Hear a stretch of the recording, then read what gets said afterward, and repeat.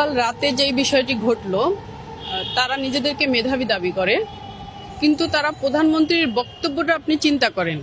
প্রধানমন্ত্রী কি বলেছিল যে মুক্তিযোদ্ধার নাতি নাতনিরা কোটা পাবে না, তাহলে কি রাজাকারের নাতি নাতনিরা কোটা পাবে? মানে উনি প্রশ্ন করছে, কিন্তু উনি কাউকে বলে নাই আপনারা সবাই রাজাকার গণহারে। আগে আপনার বক্তব্যটা বুঝতে হবে, সে কি আপনাকে বলেছে নাকি আপনার কাছে প্রশ্ন করেছে। এখন প্রশ্ন হচ্ছে, সে প্রশ্ন করেছে পুরো জাতির কাছে, যে হচ্ছে মুক্তিযোদ্ধা, তারা বলতেছে যে কোটা দিতে হবে যৌক্তিক, যাদের অযৌক্তিক কোনো কোটা থাকতে পারবে না। হ্যাঁ, এখন অযৌক্তিক কোটা কি তারা মুক্তিযোদ্ধাদেরকে বলছে, মুক্তিযোদ্ধা কোটাটিকে বলছে? সেটাও তারা কিন্তু বলছে না। হ্যাঁ, এখন প্রধানমন্ত্রী কিন্তু একটি প্রশ্ন ছিল শুধুমাত্র, এটি কোনো কাউকে ব্যঙ্গ করে কথা বলা ছিল না, সবাইকে গণহারে রাজাকারও বলা হয়নি। তারা এই সামান্য একটি প্রশ্ন, সেটি তারা বুঝতে পারেনি।